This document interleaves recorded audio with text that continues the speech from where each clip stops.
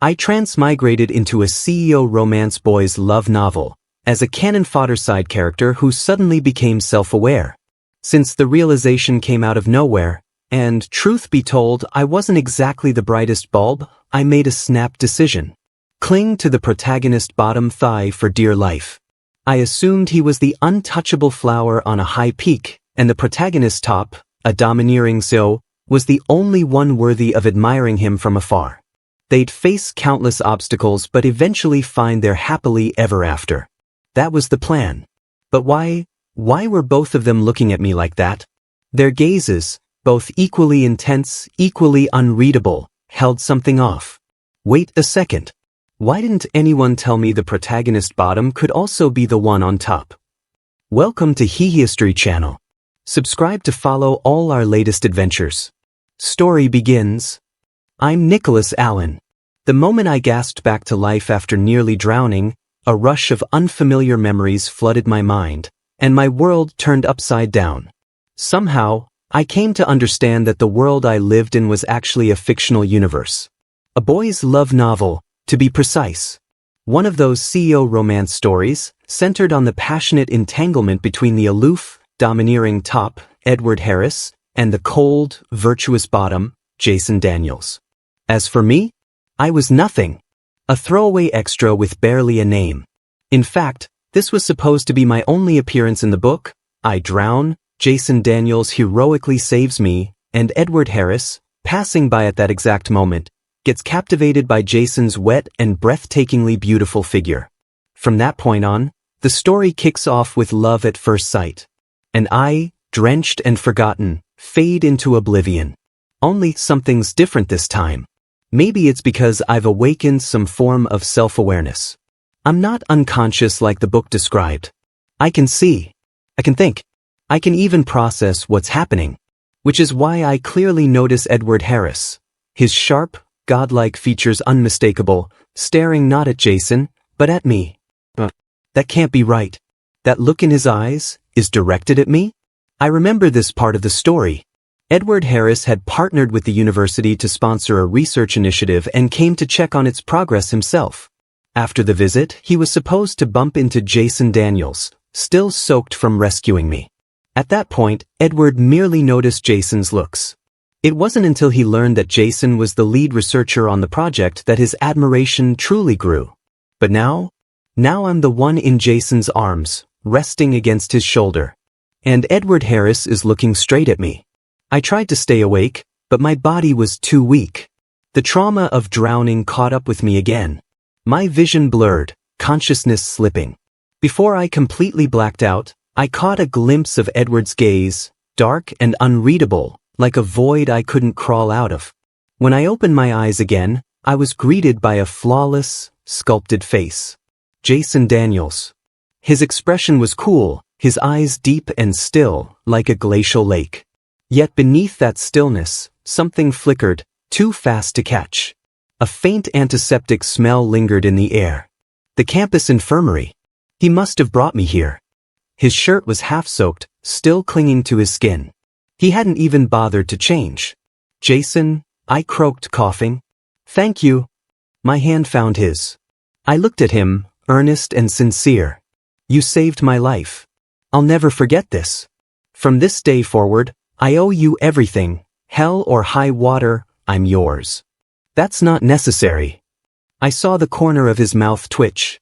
For someone always so composed, that tiny expression felt like an earthquake. Then it settled. We're friends now. He didn't answer. Just stayed silent.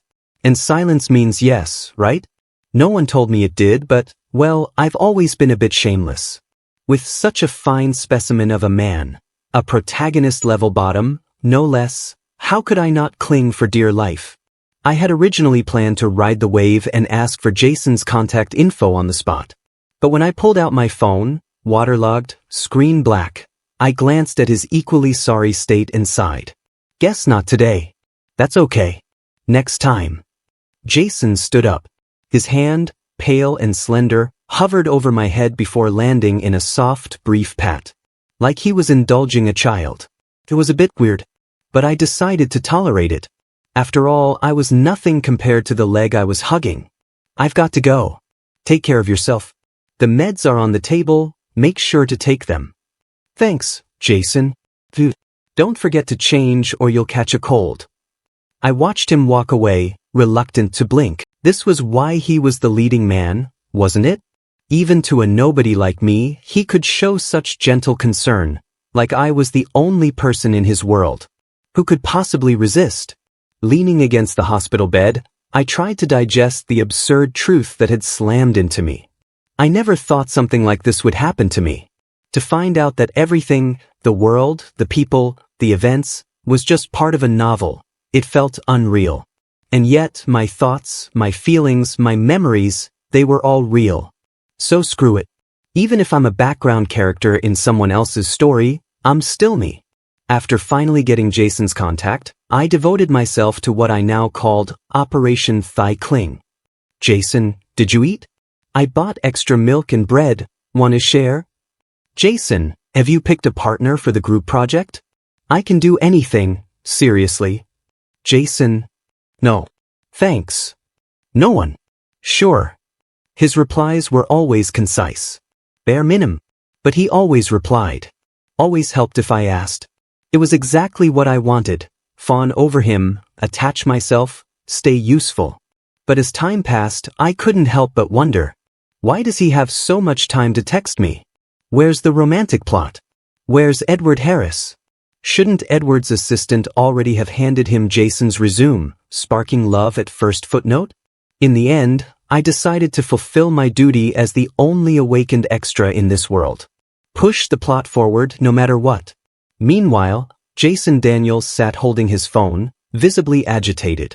Eyes unfocused. Jaw clenched. Ding, a special notification. Jason, are you free tonight? Want to grab dinner with me? Happy face. And that was when I truly understood what it meant to say someone was delicious to look at. He sat there, not under mood lighting, not holding roses or wine, just chopsticks in hand, eating quietly, and looked like a sculpture brought to life. He wiped his hands slowly with a napkin, the motion elegant, his pale fingers seeming even smoother against the white cloth. Even the movement of his knuckles made my mind wander to inappropriate places. Focus. He's not flirting. It's me. I'm the problem. What did you want to say? He finally asked, setting the napkin aside and raising those calm, clear eyes. I took a deep breath. Jason, do you have someone you like? Silence. For a beat too long. He was obviously caught off guard. I figured maybe he still hadn't met Edward Harris. Maybe they hadn't even officially spoken yet. My brain was already churning, plotting how to get them in the same room when... I do, he said. His voice was like ice water, clear, cutting, impossible to ignore. And just like that I froze. What? They'd made that much progress already? Jason Daniels, the man who didn't admit his feelings until way later in the original novel, was already confessing now? To someone? Right now? Then who the hell was it? A strange tightness gripped my chest, bitter, sour, hard to name.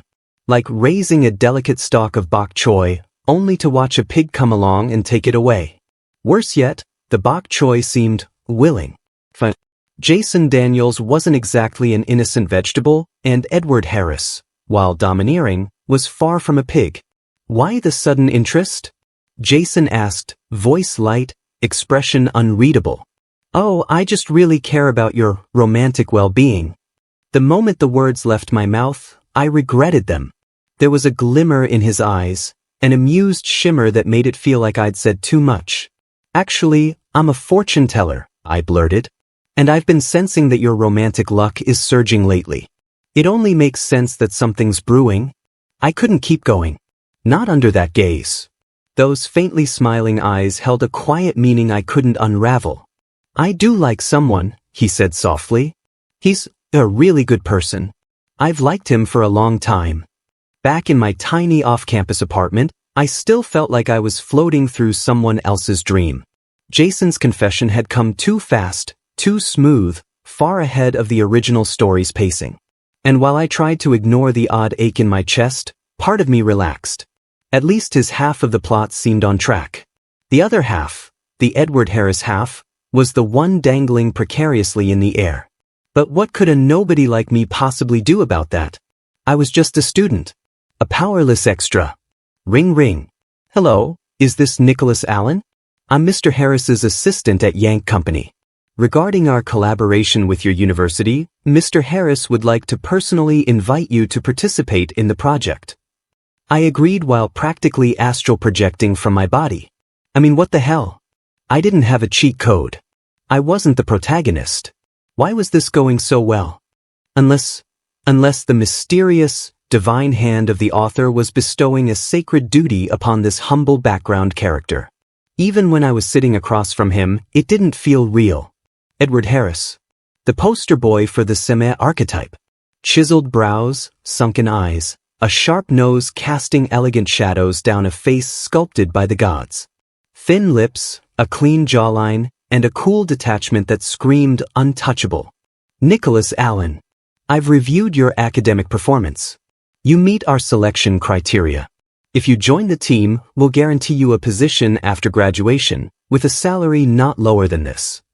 He slid a slip of paper across the table with an impressive number scribbled on it. I opened my mouth, stunned not just by the wealth on display but by a more personal disbelief. Didn't I rank dead last in my major last semester? I wasn't Jason Daniels, a prodigy with unmatched talent. I'd gotten into this university purely by divine coincidence. Or maybe I was possessed by the ghost of a valedictorian during exams. I was just a supporting extra, written into the story for one plot point. No one ever bothered to explain how someone like me even got here, let alone survived academically. People like me didn't belong in scenes like this. Maybe sensing my hesitation, Edward Harris didn't press. He simply handed me a sleek black and gold business card. His wrist, elegant and pale, was adorned with a watch that probably cost more than my tuition. No pressure. Take your time. This is my card. Contact me whenever you've made your decision. I accepted it like it was made of dragon scales. The faint cologne lingering on it made my fingertips tingle. Just like that, I'd gotten entangled with both protagonists. After that meeting, I returned to my usual routine, classes, and more thigh-hugging. But no matter how much I wanted to push their love story along, Jason was far more approachable than the frosty CO. Should I join or not? I mumbled, tugging the card between my hands. What's wrong? The familiar, cool voice startled me. So did the soft scent of cedar and paper that followed. Normally, hearing Jason Daniels call my name would have me gleefully diving into his arms. But right now, I was holding Edward Harris's business card. Shit. Before I could stuff it away, a gust of wind swept it right from my fingers. I looked up, just in time to see his expression change. I'd never seen that look on his face before. It was terrifying. Why do you have his card? Dead. I was so dead. I knew Edward Harris could get jealous. But I hadn't accounted for Jason Daniels being the scarier one when he was. No point hiding it. I confessed. It's not what you think, let me explain. He stared at me coldly, a storm gathering behind his eyes. Mr. Harris invited me to join the research project. I didn't say yes. He gave me the card just in case. I swear I don't like him. I blurted it all in one breath, instincts screaming that if I didn't, there'd be consequences. Sure enough, the tension in the air eased. The darkness in his gaze faded. His features softened. Don't get too close to Edward Harris, he warned. That world's too deep. You're not suited for it. I nodded like a pecking chick. He finally smiled. A rare, almost tender expression. But I felt empty. Did he really find it that unbearable, seeing me with Edward? Naively, I'd hoped this friendship, whatever it was, might have meant more to him. But maybe I was wrong. Maybe I was just forcing myself into a story that didn't need me. If I was truly a background character, then the most responsible thing I could do was step back. Let them have their space. After all, this world belonged to them. After parting with Jason, I called Edward Harris and declined the offer. I expressed admiration, but cited my lack of qualifications. I tried to sound sincere, honest, final. There was a pause on the other end of the line. When Edward finally spoke, His voice was unreadable. I respect your decision. It's a shame for the project. Before I could reflect on the odd weight in his words, he continued. We rushed through our last meeting. I never had a chance to properly treat you to dinner. Why not let me make up for that? As friends. Friends? What kind of corporate overlord wanted to be friends with an undergrad who just turned him down? Still, refusing twice felt rude. Especially after I'd already shot down his first offer. Are you free tonight? We can meet now if that works. I set down the phone and collapsed face first into my bed. One hand still clutching my phone. The sooner I cleared this up, the better. If only I didn't know this was all a novel. If only I'd never met either of them. The restaurant was quiet, refined. When I arrived, I froze in place. He brought someone else? Tall frame. Poised shoulders. Effortlessly elegant even from behind. Jason Daniels. Edward Harris, you could have just cancelled. No need to bring backup. I turned to leave. What was the point of sticking around? But then I caught part of their hushed conversation. I know you told him to decline. Edward's voice was laced with frustration, pride wounded. Why would you do that? When you clearly... He's not smart, Jason cut in flatly. I'm playing along with you. He has nothing to do with it. He doesn't understand. I stood there, heart sinking, a raw bitterness rising from somewhere I didn't know existed. It hurt. God, it hurt. Everything I had done felt like a joke. In the end, Jason Daniels had looked at me, expressionless, and called me stupid, as if with that single word he could reset everything between us.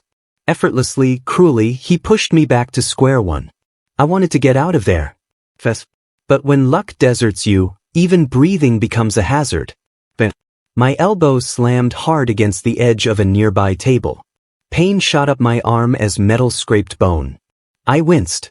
Jason's brows furrowed. His gaze flicked over, disinterested at first, but then when he saw it was me, something shifted. That permafrost expression cracked. Nikki? What are you doing here? Are you okay? Nikki? Why did he know my nickname? I opened my mouth but didn't manage to speak. His hand reached out and caught my wrist, the uninjured one, before I could pull away. His grip was firm, defined fingers lacing gently around my arm. Despite the panic behind his eyes, he held me with such care it almost felt tender. Mr. Harris, excuse us. Polite words, but behind them, ice. Cold fury. His tone made even those crisp syllables feel like a slap. Jason Daniels pulled me away. Edward Harris didn't move. He remained seated, expression obscured by the glare on his gold-rimmed glasses. He didn't stop us. Didn't explain. Didn't say why I was even there. If I still couldn't tell he'd planned this, then I really was as stupid as Jason said. He wanted me to know something. But what? Was it connected to the research project he kept trying to rope me into? I couldn't shake the feeling that something deeper, something important, was hidden just out of reach. Neither of us spoke until Jason returned from a pharmacy with a bottle of Yunnan Baiyao. I was working up the nerve to tell him that I wouldn't be interfering with their story anymore, ready to excuse myself from their world, when he beat me to it. You heard all of it? I wasn't sure what he meant. Was this a polite cue for me to leave? A final push? Screw it. What else did I have to lose? I know you like. I like you. What? The wind seemed to hold its breath. Everything went quiet, so quiet I could hear the thudding of my heart. If not for the blush creeping up the tips of his ears, I would have thought he was talking about group project logistics. You're joking. You're supposed to. Don't mention him. Venom laced his voice. Disgust. I froze. That's when I realized something didn't add up. Jason had told me he'd liked someone for a long time, but back there, when facing Edward Harris, there hadn't been a hint of longing. If anything, there'd been outright hostility. You've liked me for a long time? I asked, still not quite believing. He chuckled softly. Then his hand, cool, unbandaged, rose and gently covered my eyes. You've got a million questions. But don't ask just yet, because right now, I really want to kiss you. I was hopeless. Utterly, completely hopeless. My brain short-circuited. I let my eyes fall shut, and I could feel my lashes brush his palm. And then, his breath, warm and slow, tickled my skin. He kissed me. Slowly, surely, like he meant it. My mind exploded into a million white sparks. My only coherent thought? Jason Daniels smells amazing, and tastes even sweeter. I was dazed, light-headed, a little chewed on. He looked satisfied, smuggy, and I was starting to doubt my entire reality. Was I the bok choy in this scenario? Worse. I was the pig. Why did that sound familiar? You've liked me for a long time? I repeated. He didn't answer, just nodded. Nick yet again. The street was dim, but his eyes shone like glass in moonlight. I found myself speechless. His lips still had a trace of moisture on them. I couldn't be sure if it was his or mine, and I couldn't meet his gaze anymore. Come back to my place, he said quietly. I knew he didn't mean anything dirty by it. Probably just wanted to talk. Right? Still, I didn't say no. If anything, I wanted to go. I wanted to stay close. Jason didn't live in the dorms either. We walked in silence. At some point, he reached out and took my hand. It was subtle. No announcement. Just fingers pressing between mine, locking them together, moving in gentle, deliberate strokes. I blushed. He couldn't see it, not in this lighting, but I still looked down, heart pounding. For once, I didn't chatter. And he didn't either. The silence was oddly comforting. When we arrived at his apartment, something felt familiar. I narrowed my eyes. Wait, you live this close to me? He paused, unfazed. Really? What a coincidence. He handed me a glass of water and gestured toward the couch. I flopped onto it instinctively. So ridiculously soft. As I took the water, his fingers brushed mine. Just slightly. My face went warm again. I sipped to hide it. This world, it's not real, I mumbled. Water exploded from my mouth. Jason's white shirt was now soaked, clinging to his collarbone. He wiped his face calmly. I've known for a long time, he said. And I don't like Edward Harris. Not now. Not ever. His eyes caught mine. Held them. Nikki, I've seen you before. A long time ago. I didn't move. Just listened. I was 8. Someone pushed me into a lake. In winter. Artificial lake. I was wearing a padded coat. Heavy. They pushed me because I'd earned the most red stars for good behavior. I drifted. They panicked and ran. Then someone jumped in. And grabbed me. I stared at him, mind spinning. Something inside me, clouded, hidden, felt like it was being wiped clean. I realized I didn't remember anything clearly before college. Not even senior year. Just fragments. Test scores. Acceptance letters. But before that? Nothing. No trace of life. Sudden, searing pain erupted behind my eyes. I clutched my head, bit down on my lip. Drip. Drip. Cold sweat beaded on my forehead. And my vision began to blur. My last memory was Jason Daniels rushing toward me, holding me tightly, his arms a cage of trembling warmth. He pressed my face gently into the curve of his neck, his voice low and shaking as he whispered over and over. It's okay. You're okay. You remembered. That's all that matters. When I woke again, I was lying in Jason Daniels' bed. The door was ajar, and from this angle I could see the kitchen across the hall. Jason was standing there in a white shirt, now covered by a soft pink apron. One arm raised, stirring something in a pot.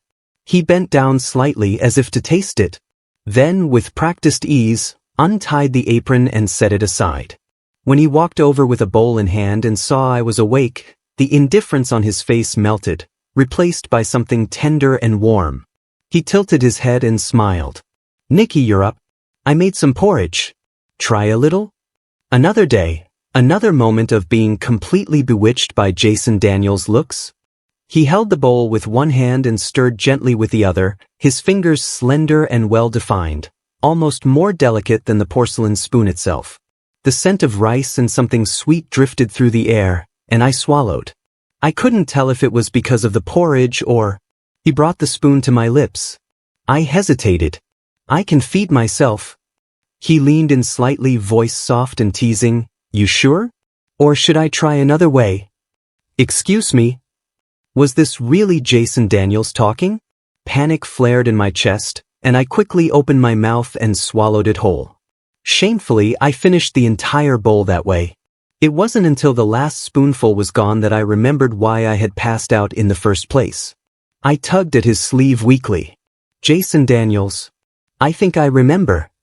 Edward Harris and I woke up at the same time, I said slowly. He found me and asked me to help him with a research project. Something about discovering the truth behind this world. Jason's lips curved bitterly. Of course he did.